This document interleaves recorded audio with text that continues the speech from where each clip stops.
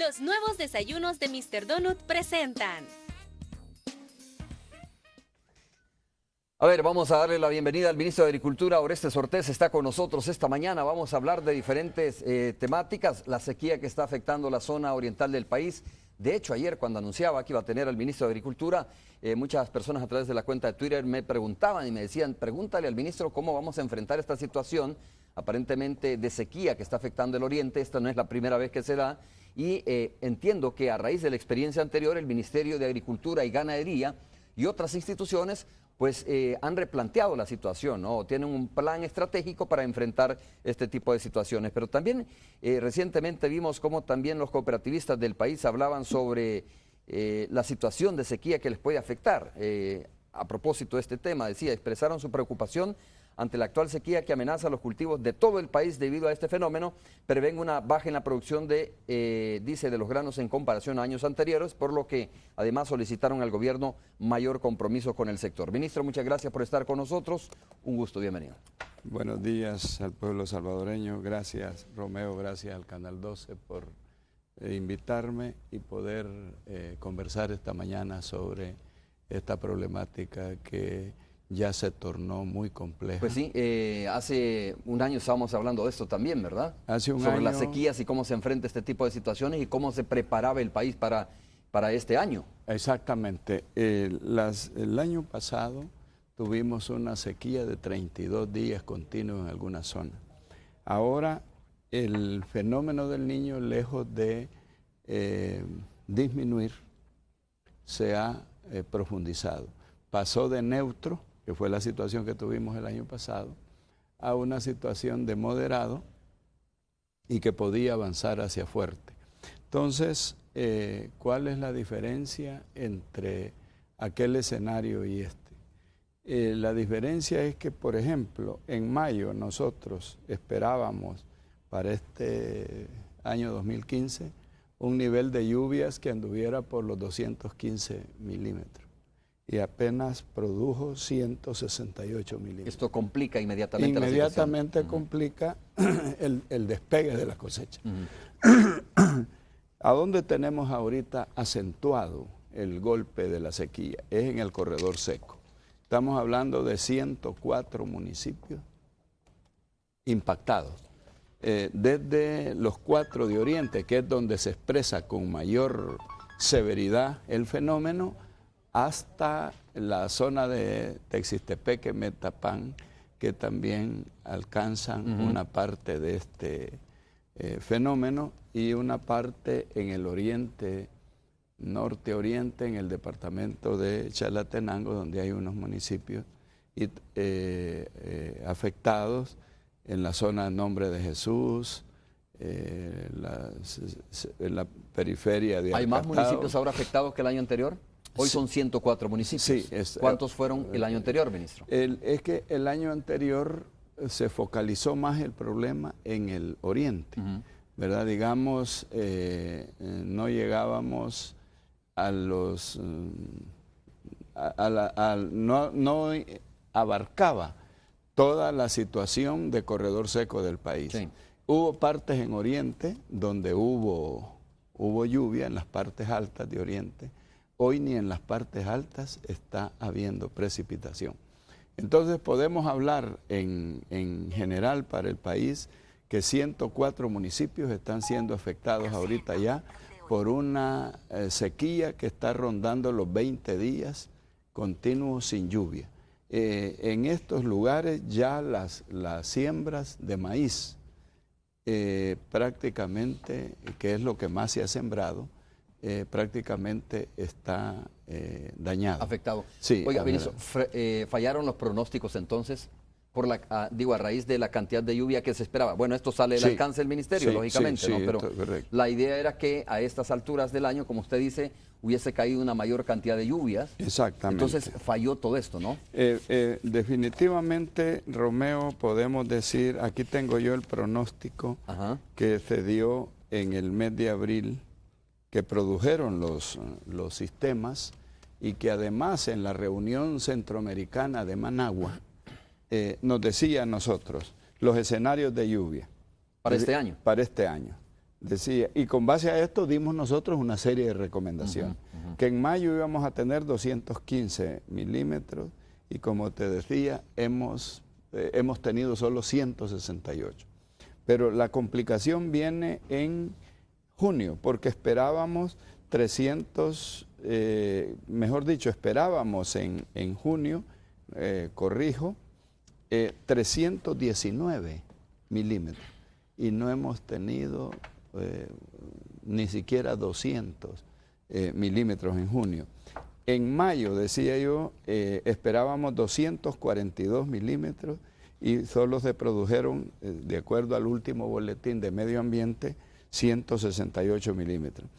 El mes que esperábamos, según los pronósticos, con menos cantidad de lluvia era el de julio, con 194, que iba a tener una anomalía de 97 milímetros menos de precipitación. Pero bueno, ya empezamos julio con lluvias muy irregulares. Por ejemplo, llovió el sábado en Sonsonate, pero no llovió en el resto del país. Ayer llovió en algunas partes altas de Santa Ana, de Chalatenango, en Morazán, pero no llovió en el resto del país. Entonces, o sea, el fenómeno ahora es más generalizado. Es más generalizado, más profundo, más agudo, porque los niveles de lluvia, Romeo, no son suficientes como para recargar humedad y para recargar los reservorios de agua. O sea, en varios lugares que hemos construido reservorios de agua, no han podido captar porque los episodios de lluvia son bastante cortos y no suficiente para recargar. Claro. Y esto se refleja en los ríos, pero no solo nos está afectando, Romeo, el maíz. Por supuesto ha afectado la siembra, ya está afectando la caña en Oriente. La caña tiene estrés, aunque no está en la misma dimensión, pero eso significa una afectación en los niveles del rendimiento. Los arrozales sobre todo, supongo. Bueno, ¿no? Los arrozales que no están por riego, que son los de secano, estos están prácticamente atacados, perdidos. Prácticamente en una situación. ¿Ese es el diagnóstico que tenemos de la situación agrícola más o menos en el país en este momento? Mire, yo creo, según el análisis que estuvimos haciendo el sábado por la tarde con todos los jefes regionales, el director del CENTA, los directores de Forestal, director de la Escuela de Agricultura, director de Ganadería, es que estamos ahorita teniendo una afectación que oscila entre 40.000 y 50.000 productores, ¿verdad? Esto todavía sin concluir el episodio. ¿Que es más o menos el 50% de la cosecha esto? ¿O no? Puede ser... un poco más quizás, ¿no? No, todavía no podemos llevarlo a esa dimensión porque está en evolución todavía una cantidad importante de siembras en el país. Pero ya que tengamos 40.000 en el límite inferior de productores afectados, ya estamos hablando de una cifra importante. Si el año pasado fueron 3.6 millones de quintales de maíz los que se afectaron, ya en este momento podemos decir que el 50% de esa afectación ya está impactada en este periodo y no tenemos certeza de cómo va a evolucionar. Este es uno de los temas más complejos. Claro, nosotros aprendimos de la lección del año pasado y que por cierto estábamos entrando al ministerio, tomar una serie de medidas, ¿verdad?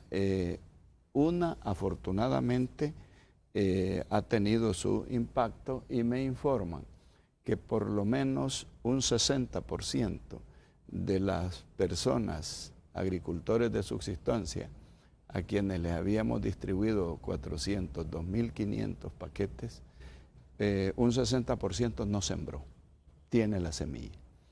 Porque nosotros adelantamos que en Oriente y especialmente en el corredor seco había que esperar mejor la postrera. Sin embargo, fuera de ese contingente, hay otra cantidad importantísima. Y que sí sembró. Que sí sembró, y por eso estamos hablando de que puede estar entre 40 y 50.000 productores los afectados. Pero también esto tiene un impacto en la caficultura. Estamos en un proceso de sembrar ya en el terreno 6.600.000 plantas sanas resistentes a la roya. De 7.400.000 que vamos a entregar. Se va más o menos renovando el parque, digamos. Se estamos renovando el parque, Oiga, ministro, pero esto lo afecta. Bueno, partamos de este dato que es importante, ¿no? Un 40% de agricultores afectados Sí. en el país a nivel nacional, ya no solo la zona oriental del país. Dos escenarios que están ahí. Uno es cómo va a enfrentar esto el Ministerio de Agricultura y Ganadería, ¿verdad? Sí, sí. ¿Cómo lo va a enfrentar para tratar de recuperar los cultivos y la cosecha? Y la otra es cómo puede impactar esto, porque de hecho impactó el año pasado, ¿no? Claro, Con el tema del precio de los cereales, frijol, maíz principalmente. Y entonces, ¿cómo va a afectar ahora esto también en el precio de los granos básicos? Y si no es así, ¿cómo lo piensa enfrentar también el ministerio? Claro. Porque es una cantidad significativa. Me está hablando usted de que ahora el daño es mayor que el año anterior, ¿no? Sí. Sin saber cómo va a ser el comportamiento de aquí en adelante del invierno mismo. Es correcto. Bueno, la perspectiva, para empezar, Romeo, la perspectiva hay que situarla. El niño va a seguir y posiblemente se prolongue a finales de año y comienzo del 2016. Eso nos indica que vamos a estar frente a anomalías todavía en lo que resta de este periodo. Nosotros confiamos, por los diferentes análisis, que la parte más difícil, más catastrófica, para usar esta palabra, se está dando en estos momentos. Y esperamos que en agosto esto tienda a una normalización. Para ello nosotros estamos preparados con una disponibilidad importantísima de semilla de frijol, que es, digamos, el producto más sensible en el país, para que logremos sembrar. Quiero decirle que la expectativa de siembra de frijol, tanto en primera como en postrera, es alta.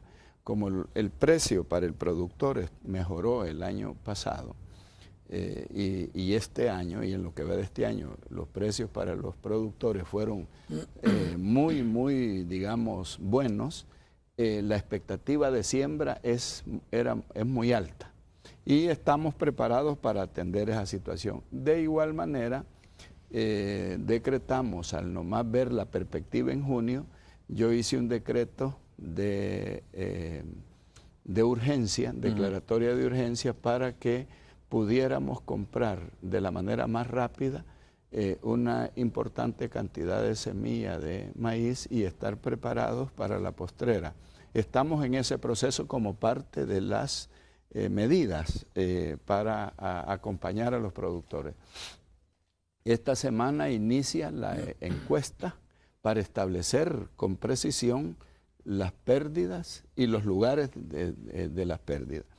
Una encuesta a nivel nacional. A nivel nacional. Ajá. Porque ahorita de lo que estoy hablando con usted es de los informes que los agrónomos que están distribuidos en las 38 agencias en el país han recabado en el contacto con los productores. Hoy viene una encuesta, ya es un método científico de recoger la información, procesarla para decir esta es la situación que tenemos. Por otra parte, empezamos de manera sistemática a rehabilitar una serie de pequeños sistemas de riego que existen en el país, pero que estaban en situación de descuido, a modo de que en las áreas de condiciones para producir en riego no se vaya a atrasar el proceso de producción. ¿Cuántos son los sistemas de riego, ministro, que estarían en rehabilitación? Bueno, estamos ahorita terminando ya en la fase final el sistema de San Rafael aquí en la zona de La Paz. Estamos poniendo en marcha el sistema en San Hilario, en la bahía de Jiquilisco. Estamos con cooperación japonesa, el de Jiquilisco, con cooperación coreana Estamos trabajando en el proyecto del Porvenir en Santa Ana. Son varios, ¿no? Son varios. Esto palea de alguna manera la situación, Claro, pues, pero claro. no llega hasta aquellos lugares remotos, como estos, por ejemplo, que estamos viendo en la pantalla, si nos ponen en la toma amplia. Sí. Aquí es difícil que sea sistema de riego porque son terrenos más quebrados, En ¿no? las laderas es bien difícil aplicar riego, pero el país tiene condiciones y este es uno de los trabajos que hemos iniciado ya. Y pensamos que a lo largo de todo el quinquenio, Romeo, se debe de trabajar de manera sostenida, no solo en la rehabilitación de los que tenemos, que en conjunto son 6 los distritos que controla directamente el MAC, pero hay 80 asociaciones de regantes que tienen por su cuenta pequeñas áreas en producción de riego. Ok. Hagamos, ministro, la primera pausa comercial. El punto es que si viene la resiembra, primero viene esta encuesta para saber realmente dónde específicamente ha impactado la semilla, la sequía, y luego viene lo que usted conoce, amigo campesino, como la resiembra, ¿no? Esto tarda para que vuelva a dar la producción, va a llevar su tiempo, no es que mañana siembra y el siguiente día tiene usted ya la producción, usted lo sabe muy bien. Es correcto. El punto es que mientras eso viene la desesperación de si el mercado está abastecido, si sube o no sube, vienen los especuladores también y juegan con este tema, ¿no? del hambre y las necesidades de las personas. Eso tiene que ver el ministerio también cómo lo enfrenta, porque es parte de su obligación. Hacemos la pausa y hablamos de eso cuando volvamos.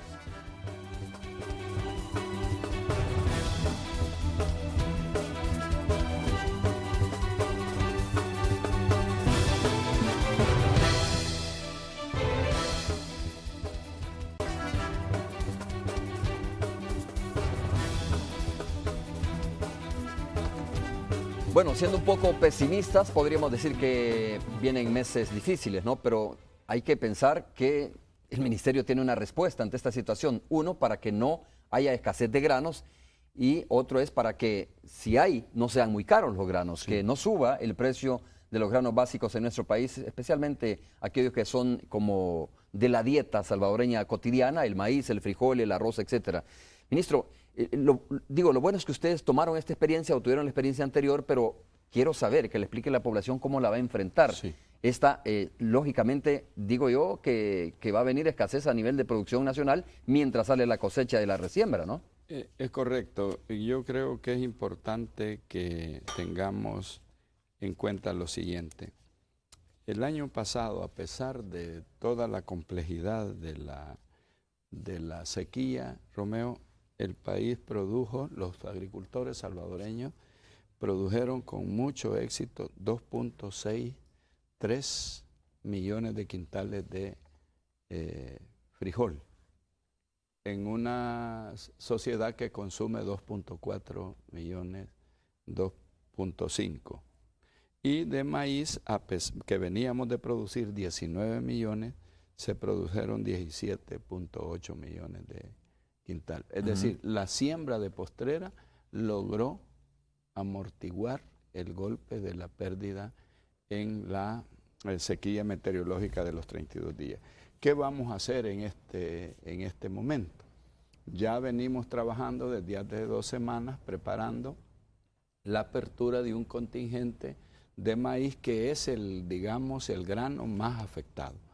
Vamos a aperturar un contingente de importación de maíz de unas 80,000 toneladas de maíz blanco. Esta semana ya me informaron el sábado, está listo para enviarse a Economía. Este es un proceso entre Economía, Hacienda y Agricultura. ¿De dónde se trae? Bueno, hay maíz blanco hay en Estados Unidos y hay en México. Es decir, hay varios países que pueden proveer, ¿no? Y hay suficiente, digamos, posibilidades de traer. ¿De cuánto es más o menos el pedido que se va a solicitar, ministro? El contingente que queremos abrir anda por 80,000 toneladas. Es decir, que haya condiciones para que no tengamos escasez de producto en el mercado mientras la postrera sale, que está saliendo allá en noviembre, en el mes de noviembre. Y por el otro lado, nosotros queremos decirle también al país que frijol hay no solo en El Salvador, sino que en la región centroamericana. Nicaragua tuvo una cosecha muy importante de frijol que salió el mes de marzo de este año al mercado. Hay todos los indicadores que tenemos es que se ha traído también una cantidad importante de frijol de Nicaragua, y déjame decirte, este mercado salvadoreño es el mercado más importante de los granos básicos a nivel de la región centroamericana. Bueno, nosotros en abril solicitamos al Comieco que nos abriera un contingente de frijol para tener siempre como decimos, un colchón. El Comieco, que es el Consejo de Ministros de Centroamérica, reunido en Guatemala, negó el contingente a El Salvador diciendo hay suficiente frijol en la región centroamericana, no necesitamos abrir un contingente. No obstante, esta situación que tenemos, esta semana vamos a hacer uso de los recursos que tenemos y vamos a enviar a la Asamblea Legislativa de El Salvador, porque esta es la segunda instancia cuando Comieco falla, para que nos autorice la Asamblea a aperturar un contingente de unas 5.000, 6.000 toneladas de frijol. El año pasado teníamos abierta una de 9.000 toneladas, solamente usaron 2.000 los importadores, y no obstante que había frijol, hubo esta tendencia especulativa. Esa tendencia especulativa se va a seguir presentando. Ya el día sábado recibí un informe del sondeo de los mercados el viernes, que se hace todas las semanas, se hace por lo menos 3 veces a la semana, lunes, miércoles, viernes se consultan las principales plazas del país. Y hay un sistema de reporteros diario que manejan otra información, pero que me va dando el pulso dice que había subido $5 el quintal de frijol. Ya se reporta ese incremento en el mercado. Sin haber ninguna justificación. Y $3 el maíz. Oiga, aparentemente sin haber ninguna justificación, pero habrá alguna, ¿no? Digo, acaparamiento, lo que sea. Sí, el aprovechamiento de la incertidumbre que genera la sequía, ¿verdad? El aprovechamiento por comerciantes que, como hemos dicho ya aquí, son Eso es interesante. El anuncio mismo de que va a haber una sequía, de que va a haber, digamos, pérdidas en los cultivos, eso activa también a los especuladores y comienzan a acaparar el producto. Más que acaparar, a especular, porque aquí un solo cartel maneja el 75% del mercado. O sea que tiene capacidad de establecer los precios. Lo que quiero decir, Romeo, es que hoy en esta ocasión las medidas van a ser más estrictas. Incluso yo creo, hemos estado ya conversando con el sistema de defensa de Defensoría del Consumidor, donde intervienen varias instituciones, que vamos a tener que tomar medidas porque el cambio climático, Romeo, ya es una realidad cotidiana, y los alcances de este cambio reflejados, bien sea en el fenómeno del niño o de la niña, van a ser concurrentes, mientras nosotros estamos construyendo las condiciones de resiliencia y de adaptación a esta situación, que son todas estas medidas estructurales: el riego, las nuevas prácticas agrícolas, el uso de las coberturas, impedir las no quemas, etcétera, un conjunto de medidas. Entonces no podemos permitir que haya gente que, haciendo negocios, está ganando dinero, se aproveche de estas circunstancias para encarecer el costo de la vida de la familia salvadoreña y duplicar o triplicar sus Ministro, apetitos. estas denuncias vienen desde el año anterior, Sí. y quería preguntarle, yo recuerdo que le consulté a usted y me dijo, ya la Fiscalía General de la República tiene alguna información sobre esto, pero no hemos conocido ningún accionar en ese sentido de la Fiscalía. Digo, en términos de decir, mire, hemos desmantelado usted le llama este cartel, ¿verdad? Sí, sí. De especuladores, y los ponemos ante la justicia. Digo, ¿no ha sucedido eso todavía, ministro?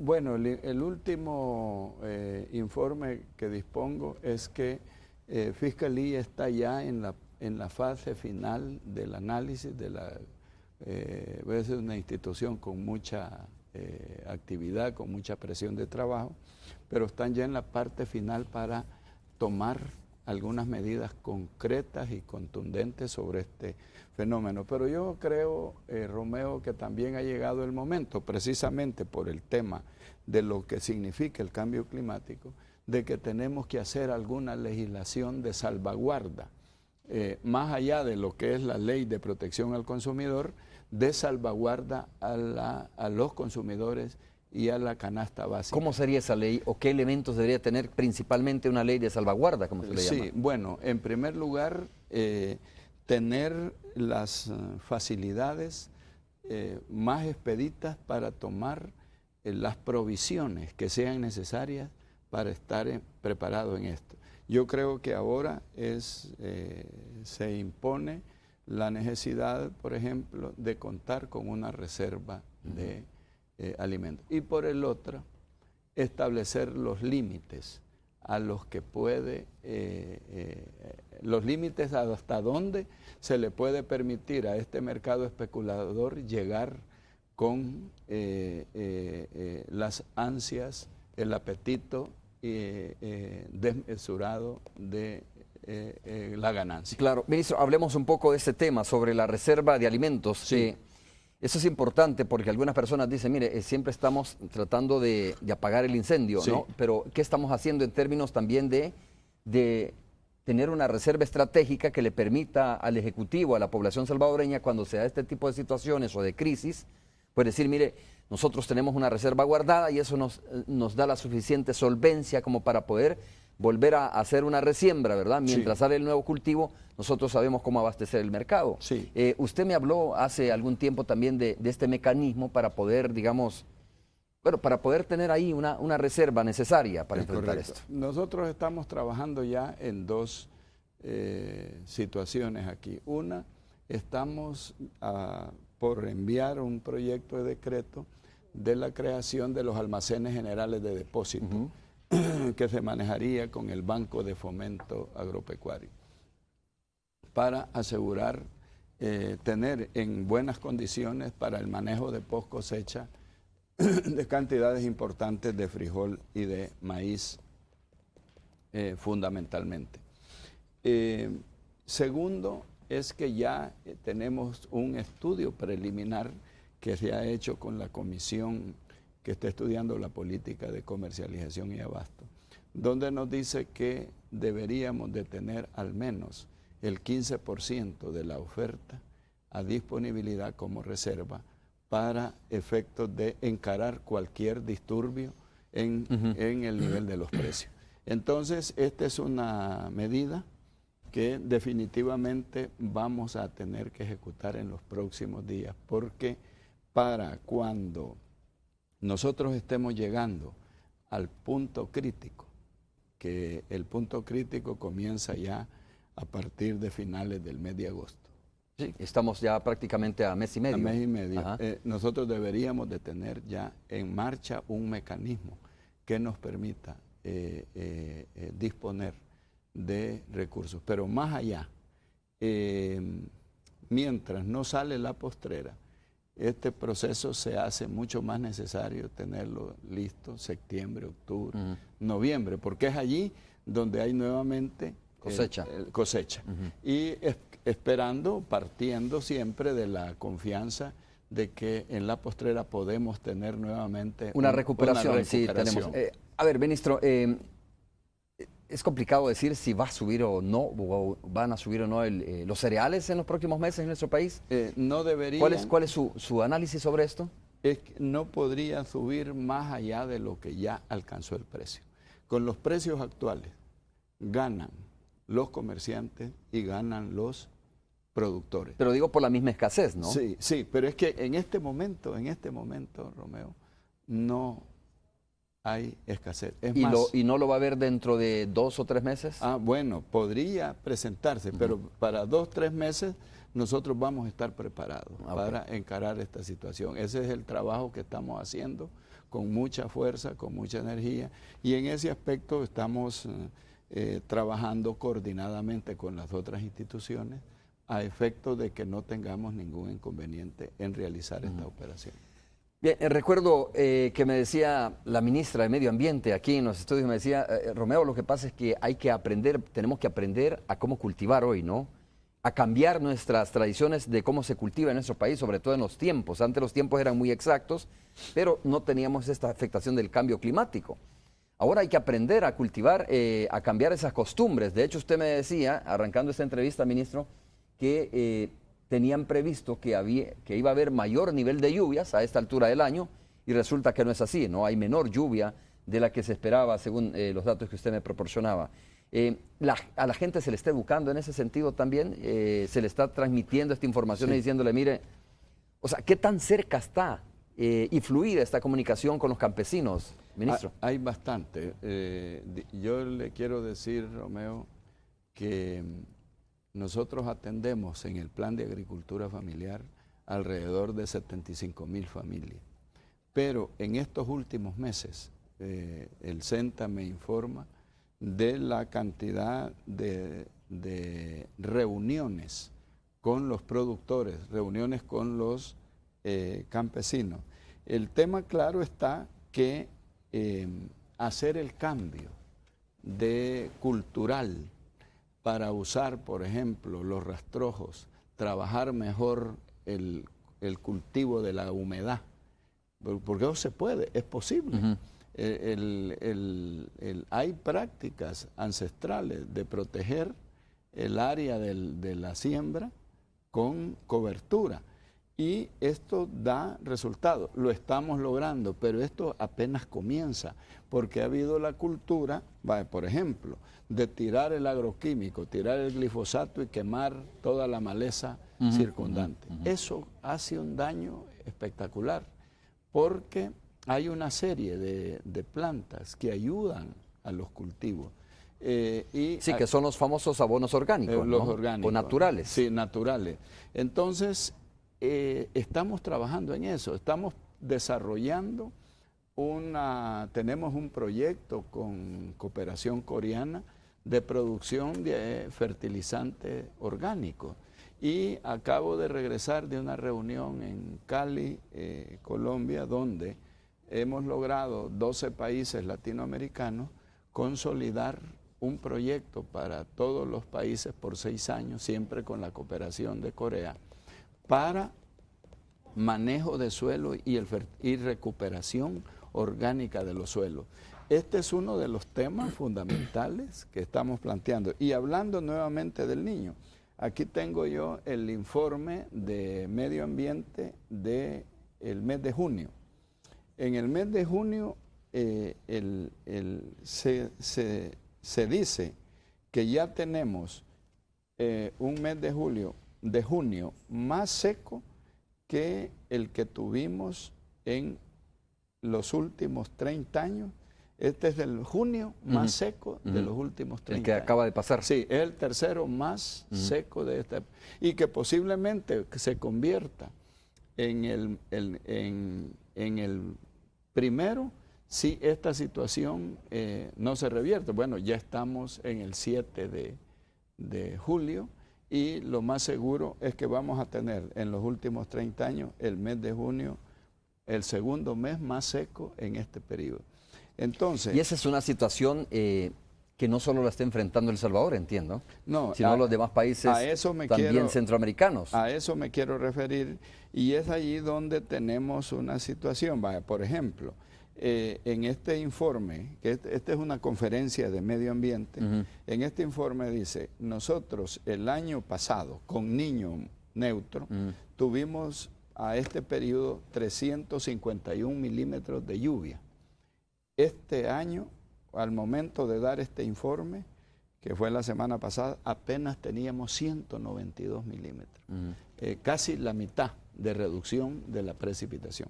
Ahora, este fenómeno, y eso es lo más, digamos, complejo del panorama, Romeo, es que esta situación es centroamericana, ¿verdad? Aquí podemos ver nosotros cómo desde Guanacaste, desde Panamá, Guanacaste en Costa Rica, una gran franja de Nicaragua, una importantísima de Honduras.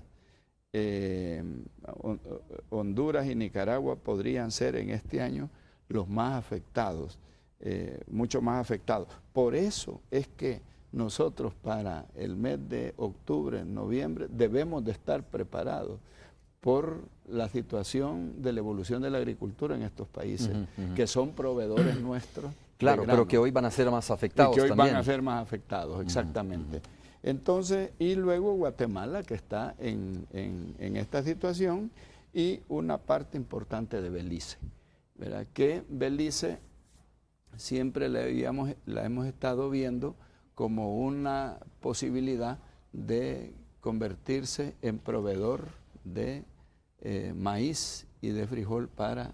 La demanda va a ser mayor de los países centroamericanos, ¿no? Porque en la medida que Nicaragua, Guatemala, Honduras son más afectados o van a ser más afectados, pues lógicamente es de pensar que estos países van a ir a buscar también la producción donde nosotros le hemos estado yendo a traer también. Exactamente. Estados Unidos, pues. Es correcto. Es decir que puede subir la necesidad de buscar abastecimiento fuera de la región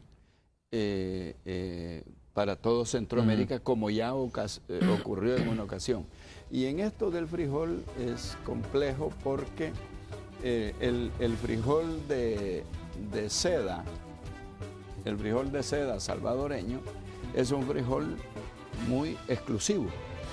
El rojo de seda y el mismo frijol tinto del Salvador son frijoles de una genética muy delicada, muy fina, que no se encuentra fácilmente fuera de la región centroamericana, porque la base, la matriz de esta genética de frijol que tiene Nicaragua, Honduras y nosotros es la misma.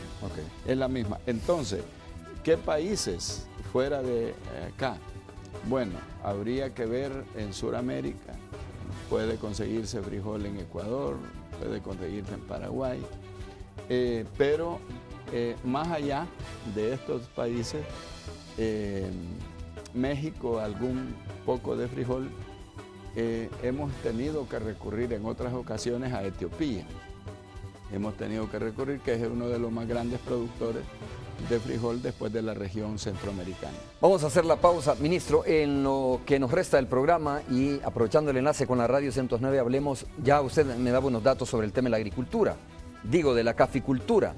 Por ejemplo, algunos titulares, estoy revisando, dice la caficultura salvadoreña está en el abismo, dicen algunas publicaciones, El Salvador con menor inversión en Centroamérica, pero usted me decía que se está comenzando o se ha comenzado a renovar el parque cafetalero, incluyendo aquella variedad que es más resistente a la roya, me decía, ¿no? Sí, cómo no. Y bueno, hay que tomar en cuenta que la caficultura es la mayor reserva forestal que tiene nuestro país y por lo tanto es sumamente importante darle el tratamiento necesario. Volvemos después de la pausa.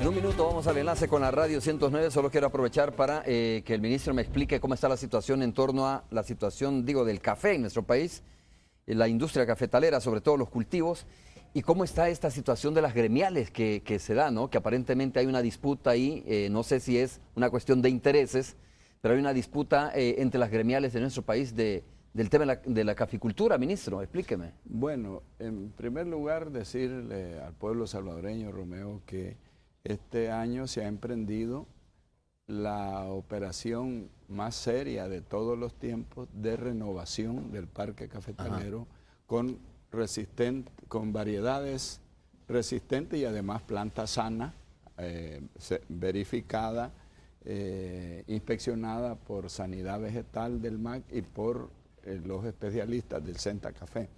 Ese es un proceso que se está desarrollando en medio de esta situación complicada de la falta de lluvia, pero la siembra del café, así como se ha ido asesorando la gaveta donde se guarda el pilón, se ha preparado con material orgánico en su mayoría, y ese ha podido retener humedad, de tal suerte que, si bien es cierto, hay estrés, pero está evolucionando positivamente. Ya se han entregado de 7.4 millones de plantas, 6.6 al día sábado. Casi todo. Casi bien. la mayoría.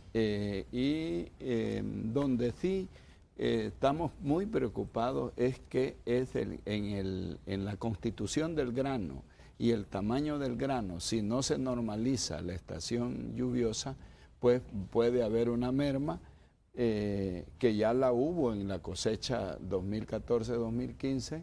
Aún así logramos producir 914,000 quintales de café oro uva. Ahora bien, eso por supuesto ha significado una recuperación en las ventas de café, en los ingresos por el café. Ahora, en el conflicto de las gremiales, el ministerio ha tenido como práctica no inmiscuirse en los asuntos internos de las gremiales, porque este es un tema en el que no debe de ni politizarse, para usar ese ¿El ministerio término. no está favoreciendo a ninguna de las gremiales en esto? Ahí que gane el que tiene la representatividad, porque entiendo que hay elecciones. Nosotros no tenemos ningún involucramiento en eso. Es más, a mí me han buscado caficultores para decirme que intervenga. Yo he rechazado eso, pues no podemos hacer esa intervención de ningún tipo. Que resuelvan los agremiados. Quiero decirle que en esta asociación no es primer conflicto. Esta es una asociación marcada por una cantidad de conflictos a lo largo de su historia. Y el hecho que un hermano del viceministro Flores, don Omar Flores, que es un caficultor reconocido de la zona paracentral y además un hombre muy respetado, participe o haya participado como contendor, no quiere decir que él representa al Ministerio de Agricultura o el Ministerio ha tomado... además, la legalidad de estas gremiales se establece a través de los mecanismos que están en el Ministerio de Gobernación, donde son ellos los que al final van a tomar la decisión. Al final van a decidir y no el Ministerio de Agricultura. A ver, ministro, saludamos a Tony Cabezas en la radio 109. Tony, buenos días, un gusto nuevamente estar contigo.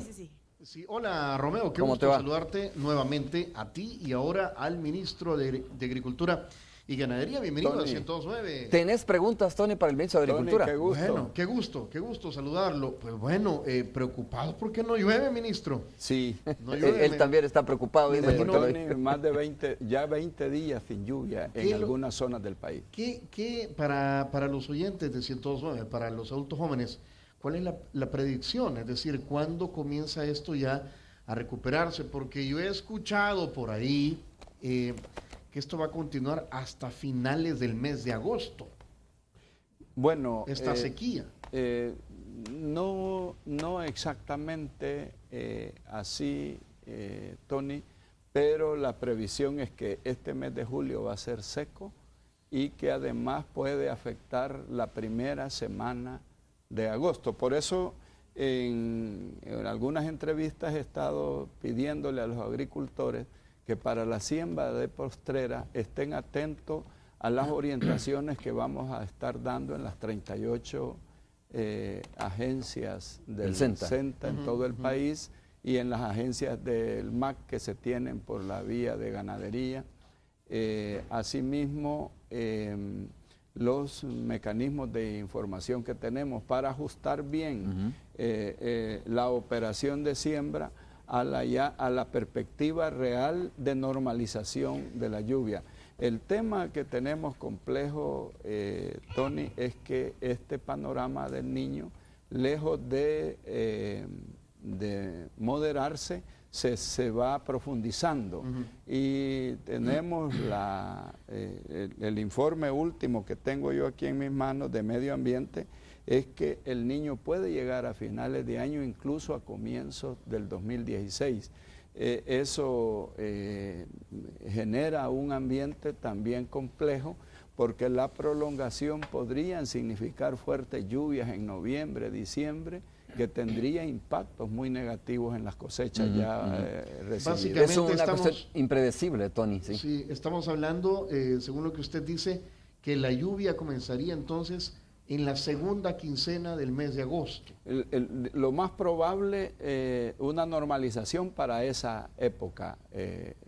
Y digamos que se estaría corriendo un poco la temporada lluviosa, incluso teniendo lluvias, dice usted, allá por noviembre, diciembre. Sí, o sea, cuando dice que se va a prolongar el niño, y si el niño en mayo, junio, julio ha sido seco, lo que uno piensa es que si se va a prolongar al final de año, esa prolongación puede venir acompañado de altas precipitaciones. Ahora, todo esto era de alguna manera predecible, ministro, ¿y qué acciones habrían tomado ustedes con respecto a las indicaciones que emanan del Ejecutivo, del Ministerio de Agricultura y Ganadería para todos los agricultores?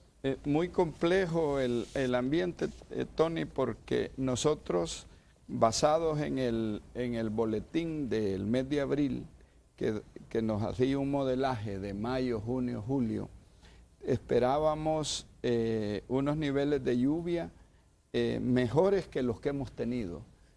Por ejemplo, nosotros en mayo esperábamos 242 milímetros y apenas se produjeron 168 milímetros. Una reducción muy importante cuando esperábamos que iba a ser relativamente Es decir, normal. que no llovió lo que se esperaba, por eso se llama pronóstico, ¿no? O sea, se sí. pronosticaba ese tipo de lluvia, pero al final no se dio. Exacto. Y en junio, nosotros esperábamos apenas una disminución de 6 milímetros de lluvia, Tony, y una lluvia general de 319 milímetros, solo hemos obtenido 192, es decir, casi la mitad. Entonces, esto ha complicado la situación porque ha atacado las siembras en plena fase de despegue, en plena fase de despegue. Y le comentaba a Romeo de que no menos de unos 40,000 agricultores están siendo afectados. ¿Y cuál es la zona más golpeada por esto? ¿Es el oriente del país? El oriente del país, Tony, y algunas pequeñas áreas de los municipios de La Libertad, San Vicente, la zona de Acajutla, San Francisco Menéndez, Texis-Tepeque, Metapán, digamos esa. ¿Todos los cultivos o hay alguno más golpeado en específico? Bueno, el más golpeado, Tony, es el maíz. El maíz. Maíz, sí. Muy bien, preocupa, ¿verdad?, esta situación. Tengo entendido que esta semana habrá algún anuncio importante también por parte de ANDA y del Ministerio del Ambiente y Recursos Naturales. Nosotros, Romeo, estamos conversando esta mañana con Carmen Estela Pérez. Ella es presidenta de la Asociación de Industriales Químico-Farmacéuticos del Salvador, INQIFAR, quien nos estaba comentando, bueno, ya lo ha dicho, que ha bajado mucho, digamos, la compra de medicamentos nacionales por parte del gobierno, ¿verdad? Ya lo han venido denunciando, pues en anteriores ocasiones lo hemos venido escuchando. Y yo no sé, creo que hubo una reunión importante con el vicepresidente de la República el viernes, ¿verdad? Claro. Y yo no sé si esto va a cambiar esa tendencia o... Pues mire, estamos bien positivos. Buenos días a Romeo, buenos días. Buenos días, buenos días. Carmen, un gusto estar a través de este contacto. Nos trae la primicia de esa reunión con el vicepresidente el viernes. ¿Cómo les fue? ¿Qué pasó? Pues yo tengo bastantes expectativas muy buenas, muy positivas. Fue una reunión muy honesta, fue una reunión de trabajo, un primer acercamiento. Lo que hemos venido nosotros expresando es que queremos un asocio por medicamentos, donde el gran ganador va a ser la población que se atiende en la Red Nacional de Hospitales para que puedan tener su medicamento en el momento que lo necesitan. Así que... Eso ha sido todo. Muy bien, Tony, ustedes continúan ahí, gracias por este contacto, nos vemos más adelante, ¿te parece? Sí, bueno, mañana saludo, mejor dicho, sí, ¿no? mañana. Un saludo, ministro. Saludo, Tony, qué gusto saludar. Un abrazo, nosotros hacemos Igualmente. también una pausa comercial y regresamos ya para el cierre de Hechos AM.